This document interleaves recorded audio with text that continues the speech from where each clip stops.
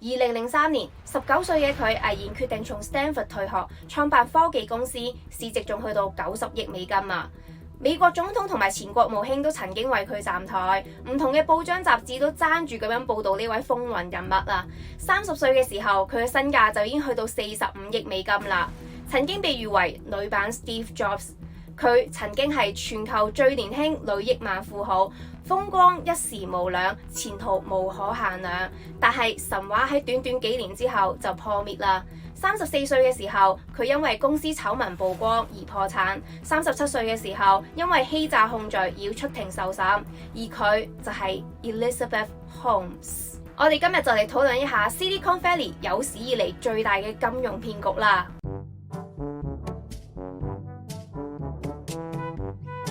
有一本書叫做 Bad Blood， 就係揭發咗呢一單騙局嘅，所以為咗方便起見，我哋就叫 Elizabeth Holmes 做壞血姐啦。咁壞血姐喺1984年2月3號喺華盛頓哥倫比亞特區出世。壞血姐被譽為女版 Steve Jobs 咧，都唔係冇道理嘅，因為佢喺中學時期咧就已經表現出佢天才嘅一面。佢唔單止成績一直以嚟都係 straight A 啦，喺17歲嘅時候咧仲考入埋名校 Stanford， 跟住仲攞到每個月3000蚊嘅科研經費，就行上咗科研呢一條路啦。Stanford 工程學院嘅院長 Channing Robertson 就係壞血姐嘅伯樂嚟嘅，佢就破例俾當其時仲係 Year One 學生嘅壞血姐咧入實驗室同埋啲博士生一齊做嘢啦。Year One 暑假嘅時候，壞血姐就去咗新加坡基因組研究中心嘅實驗室做嘢。當其時發生咩事咧？就係香港人都唔陌生嘅 SARS 啦，所以壞血姐負責嘅咧就係從嗰啲血液樣本入邊咧檢測 SARS 病毒。由新加坡翻嚟之後，壞血姐就申請咗人生第一個專利，就係一個可穿戴嘅藥物注射貼。呢一項專利咧就令到院長咧更加睇好壞血姐啦。第2年，壞血姐就決定退學去到創業。院長咧唔單止咧舉埋雙腳咁樣贊成添啊，佢仲親自咧做埋佢間公司嘅董事會顧問。壞血姐創辦嘅呢一間公司就係 Theranos， 即係英文字 therapy 同埋 diagnosis 嘅結合。佢想做嘅嘢咧就希望淨係用好少嘅血去到做檢測，即係話淨係用一滴血就可以檢測到唔同嘅指標出嚟。講到呢一度，大家應該都會睇到有少少呢個 Steve Jobs 同埋 Bill Gates 嘅影子啦。大家都係大學退學出嚟創業。事實上，壞血姐咧就係 Steve Jobs 嘅忠實粉絲嚟㗎。佢喺創業期間做嘅任何決定咧，每一次都係以呢個 Steve Jobs 咧作為佢樣板去到做嘅。同埋 Steve Jobs 一樣，壞血姐喺公開場合一定都要着同一件黑色高領冷衫同埋休閒褲。為咗配合佢呢啲新裝束啊，佢就要求 office 嘅冷氣溫度咧一定要長期保持喺15.5度。喺佢講嘢嘅時候，壞血姐咧就會刻意咁樣模仿 Steve Jobs 嗰一把比較深沉嘅男中音聲線啦。喺 HBO 嘅紀錄片入邊，唔少嘅 Theranos 前員工咧都企出嚟爆料，就話佢嗰把聲係假㗎，因為喺佢平時唔小心跌親啊，又或者飲醉酒嘅時候咧，佢哋就會聽到佢嗰把真聲啦。壞血姐似乎就係想透過模仿 Steve Jobs 去到樹立一個比較特別、奇怪，別人笑我太瘋癲，我笑他人看不穿嘅嗰種性格。因為呢一種性格喺 Silicon Valley 咧係非常之受歡迎嘅，成日話要移民火星嘅 Elon Musk 咧就係其中一位啦。所以壞血姐咧就成日將改變世界掛喺後邊。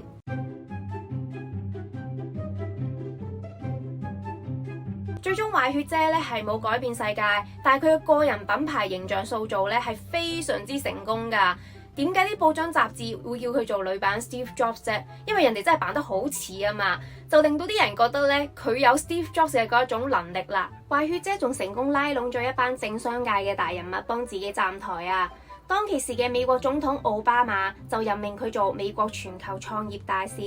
喺 Theranos 嘅董事會入邊，有2位美國前國務卿、美國前國防部長、參議院軍事委員會前任主席、前海軍上將同埋前海軍陸戰隊將軍、前國務卿 George Shultz。就咁睇 Theranos 嘅董事會咧，真係好似個小內閣咁樣。有趣嘅係，作為一間醫療科技初創公司，佢嘅董事會入邊咧係冇一位有醫療背景嘅人。當 Theranos 受到質疑嘅時候，一向以呢個投資目光獨立著稱嘅傳媒大亨梅鐸咧，就一抌咗1.25億美金出嚟投資喺 Theranos 身上。而 Theranos 嘅估值咧仲去到90億美金，而壞血姐嘅個人身價咧去到40億美金啊！唔同嘅報章雜誌都將壞血姐捧上神壇啊！福布斯雜誌就將佢評為全球最年輕、白手興家嘅女性億萬富翁。時代雜誌就提名佢做2015年最具有影響力嘅100大人物。Fortune Magazine 就將佢評為年度商業家。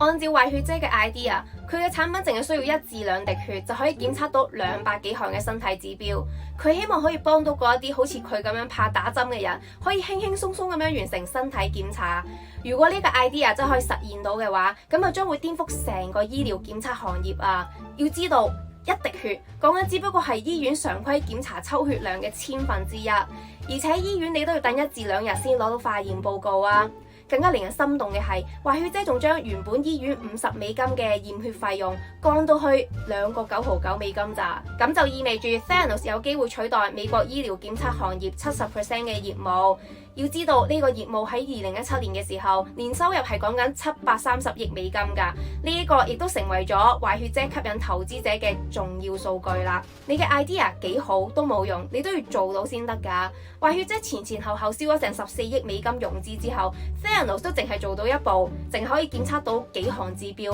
而且錯誤率極高嘅儀器，或者係因為呢位奧斯卡影后平時扮 Steve Jobs 咧，真係入戲太深啦。佢對於打造完美產品係非常之執着嘅，因為1滴血咧真係唔夠做化驗啊。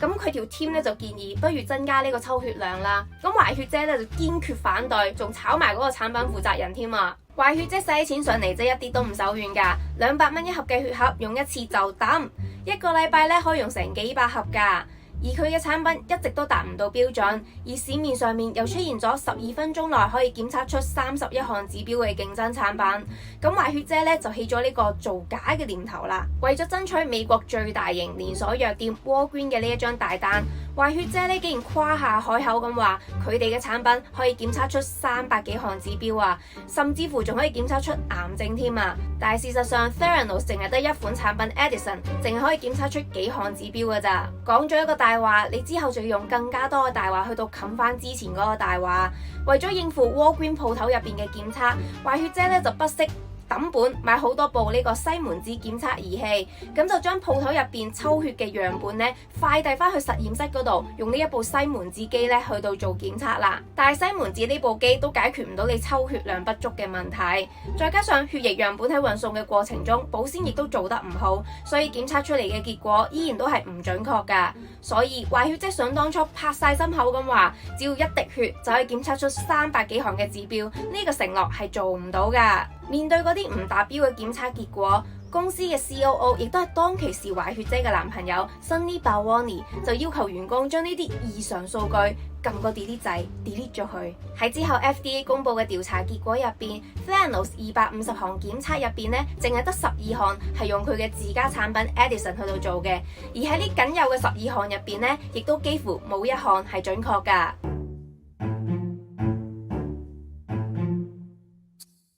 事實上 Theranos 攞到嗰14億美金就冇真係使喺產品研發上面，而係用喺壞血姐嘅奢華生活同埋律師費嗰度啊。Vanity Fair 就喺一篇報道入邊透露 Theranos 每個月嘅租金咧講緊係100萬美金，而一張會議台咧就已經要10萬美金啦。2017年之前，壞血姐每一次出差都要坐私人飛機，仲要配備埋佢自己專門嘅保安團隊、廚師、助理、司機、公關。佢每個月嘅個人使費咧就已經去到25000美金啦。喺騙局敗露咗之後，壞血姐同埋佢嘅男朋友就因為涉嫌詐騙而面對多項起訴。聽講佢哋每個月嘅律師費講緊都幾百萬美金㗎，呢一啲錢就唔係佢哋自己揞荷包㗎，而係由 Theranos 咧去到俾。再加上為壞血姐同埋 Theranos 打官司嘅律師事務所咧有成9間咁多，其中仲包括想當年代表 Microsoft 反壟斷案嘅明星律師 David Boies。要知道佢係全美國知識產權領域入邊最高身價嘅律師之一，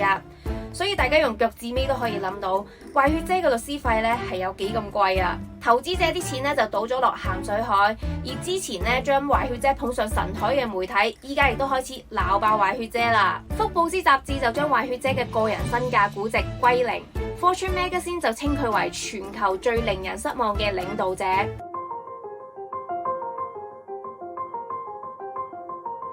2015年呢個完美無瑕嘅蛋殼就出現咗裂痕啦。華爾街日報就釘上咗 Theranos， 有人呢就舉報 Theranos 嘅 Edison 造假，血液檢測唔準確，而且大部分嘅檢測呢都係用買翻嚟嘅機器去到做嘅。華爾街日報根據對於大量前員工嘅採訪同埋對比檢測報告，發表咗佢哋嘅調查報導。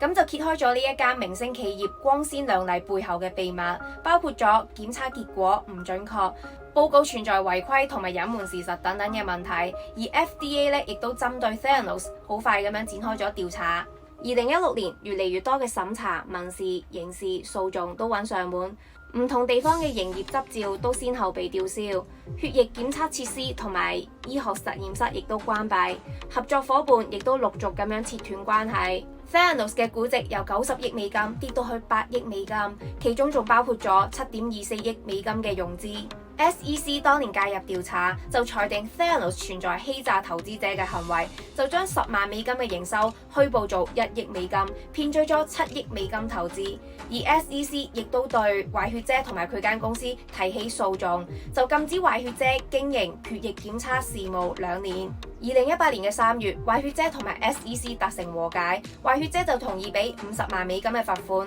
同埋歸還1890萬股嘅股票，同埋放棄 Theranos 嘅股權，喺未來10年入邊都唔可以擔任任何上市公司嘅高管同埋董事。Theranos 喺2018年正式解散。2018年5月21號，華爾街日報記者 John Carreyrou 出版嘅《Bad Blood: Secrets and Lies in a Silicon Valley Startup》，通過150幾位知情相關人士嘅訪談內容，揭露咗講大話呢一行古老嘅技能點樣可以喺21世紀變身成為最偉大嘅創新啊！同一年6月，壞血姐同埋佢嘅男朋友都一齊被捕，佢嘅控罪就係電匯詐騙同埋串謀進行電匯詐騙。檢控官就話佢喺測試入邊故意咁樣誤導患者，同埋對於投資者誇大公司嘅業績。壞血姐嘅騙局之所以10幾年嚟都冇俾人發現，好大嘅原因就係佢嘅 selling skills， 佢嘅 marketing 做得好好，仲有就係媒體嘅推波助瀾啊，將佢捧上神台啊！再加上 Theranos 係要求佢嘅員工都要簽署非常之嚴謹嘅保密協議，好多人都好驚要賠好多錢，所以大部分嘅員工對於自己睇到嘅一切都不如多一句不如少一句啦。保密協議亦都大大咁樣增加咗媒體嘅採訪難度。HBO 紀錄片嘅導演 Alex Gibney 亦都表示喺拍攝過程入邊受到咗保密協議嘅影響，獲取 Theranos 內部嘅影音素材同埋內部員工嘅採訪一啲都唔容易。近排 Theranos 欺詐案終於進入咗審判程序啦，咁令到大家又再一次咁留意呢一單世紀騙局。我有睇過一篇報道就話今時今日嘅女創業家啦，依然都受到呢一單騙局影響，好多人都會攞佢哋同埋壞血姐去到比較。要知道，想當年壞血姐喺以男創業家為主嘅 Silicon Valley 成功到係非常之振奮人心噶嘛，好多嘅女創業家都係 look up to 壞血姐噶。股神巴菲特都有講過，要建立良好嘅聲譽需要20年，但要毀壞良好嘅聲譽淨係需要5分鐘。明白到呢一點，你做人處事就會有好大嘅唔同啦。我喺之前蘇世民嗰段片入邊都有講過，蘇世民認為做生意誠信係最重要嘅。其實唔理你係投資定係做生意都好啦，誠信係真係最重要嘅。如果你真係做唔到嘅話，咁你就要面對現實啦。你失敗咗，你都仲可以東山再起，但係如果你嘅聲譽受損，咁你就真係玩完噶啦。咁我好希望大家去喺 Theranos 呢一個壞榜樣同埋一個失敗嘅例子入邊都有所學習啦。咁今日就講到呢一度，大家記得訂閱同埋撳埋隔離嗰個啷啷，去到支持我哋嘅 channel 啦。我哋下次見啦，拜拜。